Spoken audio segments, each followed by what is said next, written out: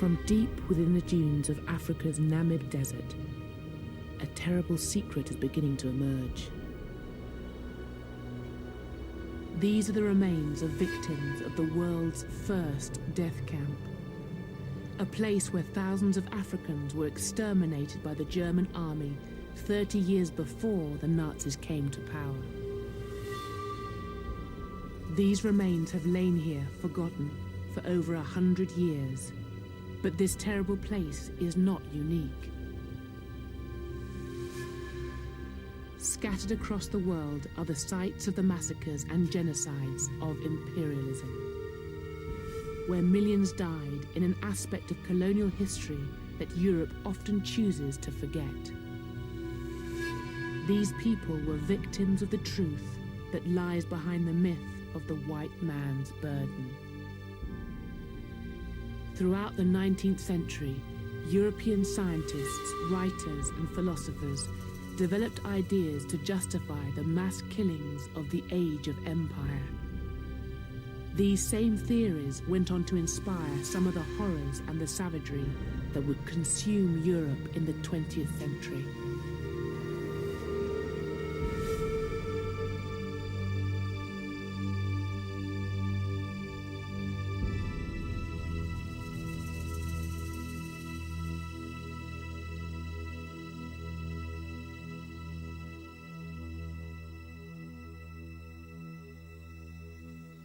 The 19th century was to end with the worst crimes of empire, but it began with a great moment of optimism.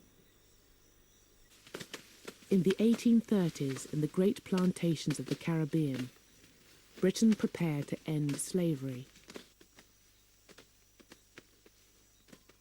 750,000 slaves across the Caribbean were about to be freed, and as Britain basked in her sense of national benevolence, it was presumed that the grateful slaves would transform themselves into a hard-working and Christian peasantry.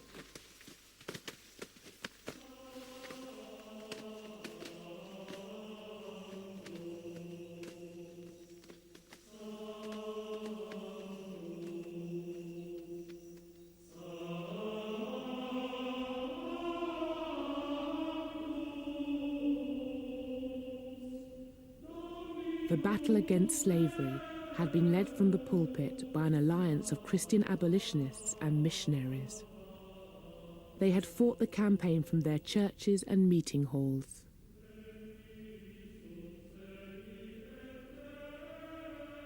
In the 1830s, it was their views that dominated the national debate on race. When slavery was finally abolished, there would have been an enormous sense of elation and achievement on the part of the abolitionists. Don't forget, this was a 50-year campaign from 1787 onwards, involving hundreds of thousands of ordinary British people, petitions, etc. So that when slavery was abolished, the abolitionists had won, a sense of triumph. I think they also felt that that question, am I not a man and a brother, was answered. The abolitionist response to that great question was that although men and brothers, black people were lesser men and lesser brothers. I think in that moment, the dominant perspective is of a hierarchical racial order, but one in which it's a question of culture and civilization. They certainly do not think that black people are equal to them at this time. They think maybe at some time in the future they will be equal. The mission to raise up the black and brown peoples of the world to the supposedly superior level of white Englishmen was not to be confined to the former slaves. This was to be the great task that would justify the expansion of the British Empire. The abolitionists satisfied one aspect of their tutelage and governance of black people, in that they fought and won for the freedom of black people. The next step was to send your stormtroopers, your missionaries, into Africa and the Caribbean to finish off the job, as it were.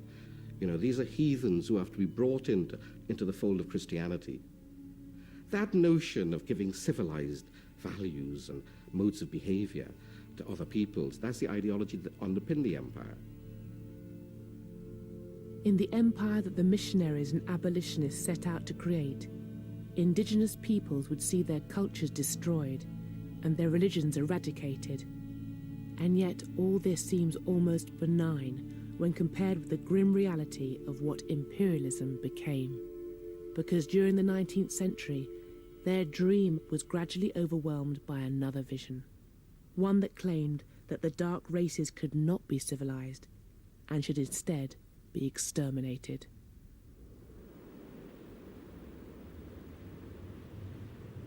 The event that began the slow collapse of the missionaries' vision took place in a then little-known outpost of Britain's vast and expanding empire.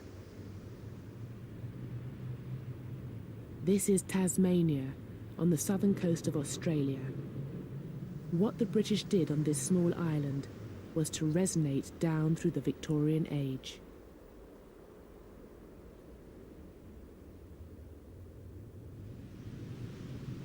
When the British started to settle in Tasmania in 1803, they encountered the ancient Aboriginal peoples of the island.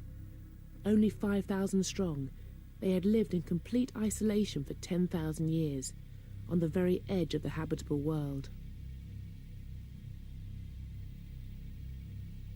The settlers saw these people through ideas brought with them from Europe. Quite early you get expressions of disgust and shock about the way the Tasmanians lived. To the Europeans, it appeared that the Tasmanians were without culture, they were without religion, they were godless. So they looked upon the Tasmanians as people who'd been left behind by history. And they also related to a very popular idea of the late 18th century, that is the great chain of being, that the various races of humankind were arranged in hierarchical order, and that the Tasmanians were uniquely savage and primitive, and therefore can be treated almost as animals. The British set about building a new capital and settling the surrounding countryside, land that for millennia had been the prime hunting ground of the Aboriginals. Out in these fields and pastures, far from the control of the authorities, the settlers were free to displace and abuse the Aboriginals. From the 1820s, a huge amount of Aboriginal land has been taken up, and there is this enormous struggle between Aboriginal people and whites. Of course, it's very hard to document a lot of the settler violence because they know that it is against the law to kill Aboriginal people. They are being told that Aboriginal people are British subjects, but they certainly reveal in their diaries and journals the desire to kill Aboriginal people.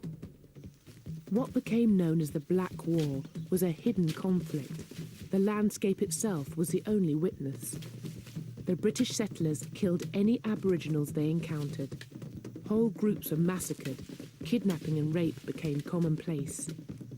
The Aboriginals regularly attacked the settlers as they fought desperately to defend their land, and as the death toll rose, fear fused with hatred.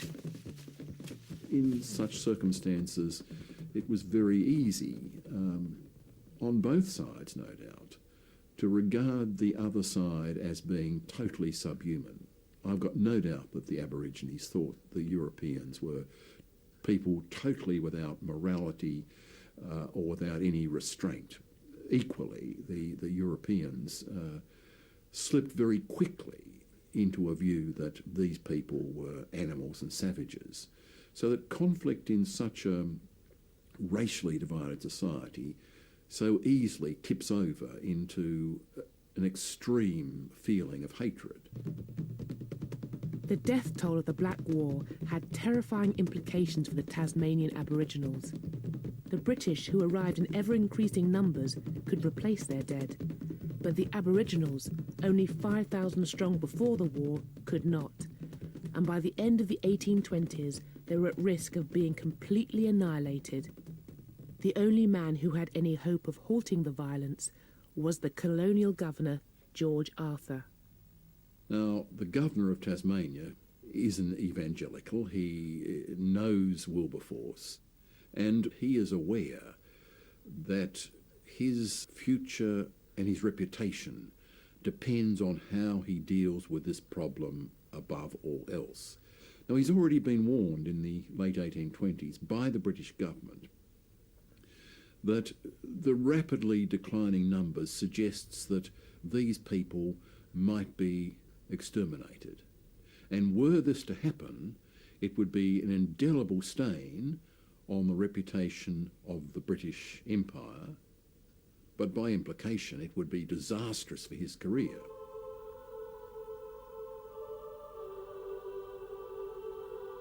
Governor Arthur set out to save the Aboriginals from the violence of the settlers, and to convince them of his good intentions, he produced a poster that was attached to trees in their homelands. It showed a fantasy of interracial unity. The poster spoke of British justice, promising equality before the law. The white killer of an Aboriginal would be hanged.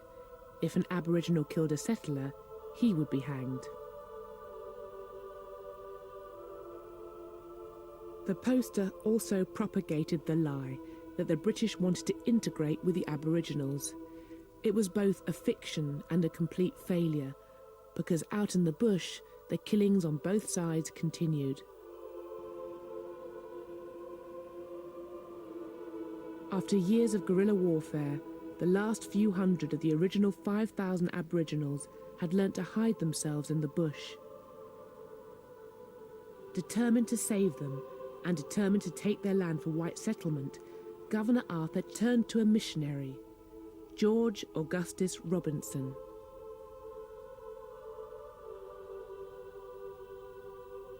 He was the leader of a band of Aboriginal converts and was now hired to go into the bush and bring in the remaining Aboriginals.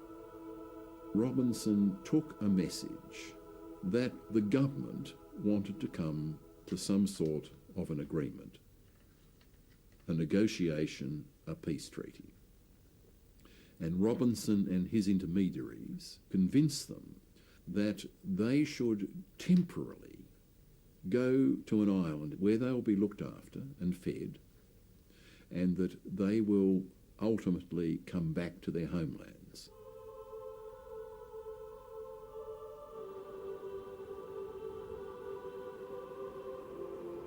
The island was called Flinders Island, and 300 Tasmanian Aboriginals who had been collected by Robinson were transported here.